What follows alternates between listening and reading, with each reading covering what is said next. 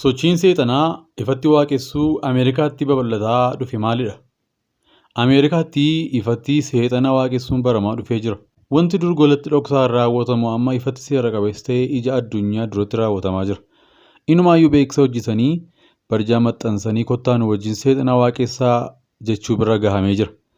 Ameerikaa Boostonitti walgahii guddaan seexana waaqessuu gaggeeffamee jira. Namoonni kun ammoo saataanist warra seexana waaqessan jedhamuun beekamu. Galma walgahii keessatti wantoonni sirna seexana waaqessuuf barbaachisan hundi qophaa'anii jiru. Ibsaan shaamaa qabsiifamee jira. Galmicha keessa gara fuulduraa ammoo iddoon sirni garaagaraatti gaggeeffamu waltajjiitu jira. Bifa urjiitiin kan hojjetame peentaagiraamii yookaan rog-shanee bifa adiin hojjetame waltajjicha fuuldura kaa'amee jira. Wantoota sirna seexanaa waaqessuu kana irratti raawwataman keessaa tokko cuuphaa dhiisisuudha kan jedhamudha. Kunis wanta dur sirna namoota amantii kiristaanaa keessa turaniin raawwataman itti gansiisanidha jedhama.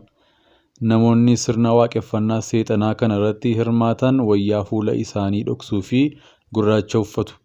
Harki isaanii cancalaan erga hidhamee booda irraa hiikama. Walabummaa isaanii labsachuu agarsiisa. Akka namoonni achirratti hirmaatan jedhanitti. Cuuphaa kiristaanummaa dur itti cuuphaman sana ganuu isaanii agarsiisuuf ammoo macaafa qulqulluu ciranii gatu.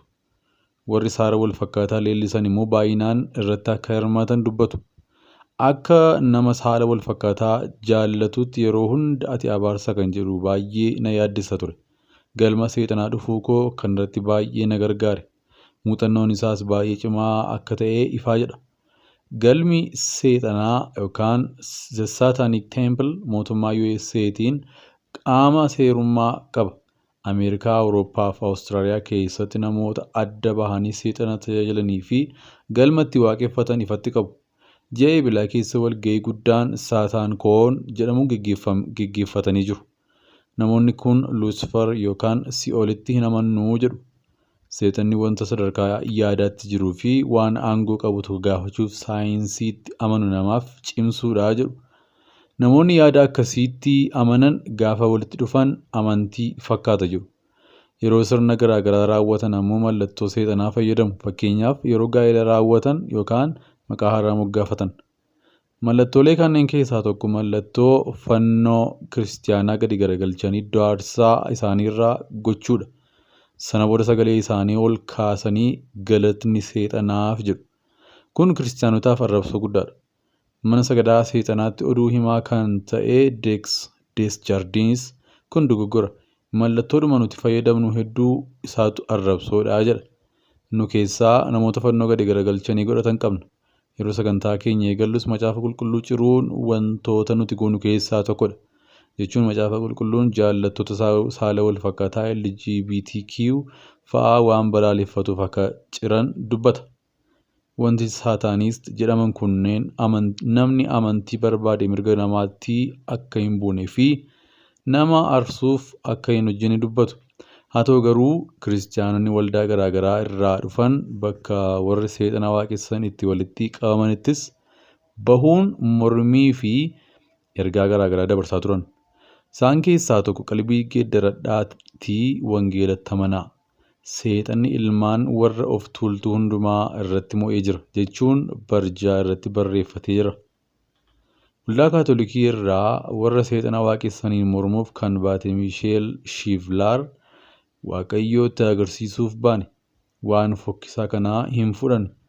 Nuti warri Kaatolikii addabaabahii uummata warra seexanaa waaqessaniif saataanists hin dhiifnee jette. Bakka walgahiin kun itti gaggeeffamettuu namoonni warri sirna seexanaa waaqessuu irratti argaman miira garaagaraa keessatti argamu. Waan akka gaanfa qeensa bineensaa fakkaatu tumaa qaamaa bifa garaagaraa qabuu fi mallattoo garaagaraatiin of gammachiisu. Muuziqaa garaagaraa barsiifnis ni kennama. Waa'ee seexana waaqessuu yookaan seexaanizimii fi ofiin of gammachiisuu irratti barumsi ni kennama. Siidaan seexanaa nuuf haa dhaabbatu. Xiyyeeffannoo namoota kanaa keessaa tokko siyaasa leellisuudha. Amantiif mootummaan yookaan biyyi gargar ba'uu hin qabu jedhu. Kaayyoo isaanii galmaan ga'uuf ammoo dheekkamsaaf mallattoo garaagaraa fayyadamu. Fakkeenyaaf Oklaahamaa keessatti siidaan seexanaa meetira 2.8 dheeratu nuuf haa dhaabbatu jechuun mana murtiitti himatanii turan. Bakki isaa immoo iddoo kanaan dura siidaan ajaja kurna macaafa qulqulluu itti dhaabbate ture. Booda manni murtii mata isaanii irraa ka'uun siidaan ajaja kurna macaafa qulqulluu akka ka'u murteesse. Dubartiin mirga ulfa baasuu qabdii jedhanis falu. Kanumarraa ka'uun baruma kana karaa onlaayinii kiliinika banuun nama ulfa baasuu barbaadeef kiniinii ulfa baasuu karaa mana poostaa erguu eegalanii jiru. Dubartoonni ulfa baasuuf ilaalcha amantii isaanii ittisuu irraa sirnaan bilisa isaan taasisuu tajaajila kennuu qabnaa jedhu. Osoo ulfa hin baasin dura wanti sammuu isaanii ceepha'uu akka hin jiraanneef waan irra deddeebiin jedhanii fi sirni gaggeeffamuu jira. Kunis ulfa baasuun sirriidha jedhanii sammuu isaanii amansiisuuf isaan gargaaraa jechuu namoonni kun.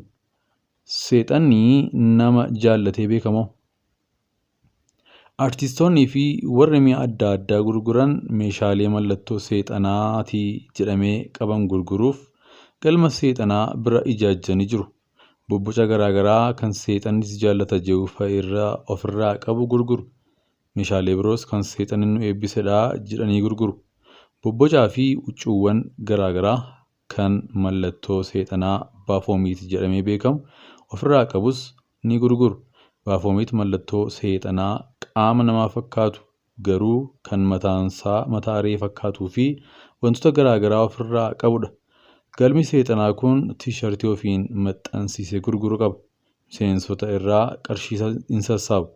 Deeggarsaaf galee gurgurtaa meeshaalee seexanaa mallattoo seexanaa ofirraa qabaniin socho'a. Nagaan bulii Baafoomit. Kitaaba ijoollee haaraa mata duree Nagaan bulii Baafoomit jedhu qopheessuun maxxansanii jiru. Kunis ijoollee gara waaqeffannaa seexanaatti hawwachuuf namoota halaala dhaabbatanii ilaalan irra adda baasanii hawwachuuf kan karoorfamedha. Galmi seexanaa qajeelfamoota ittiin gaggeeffamu 7 qaba.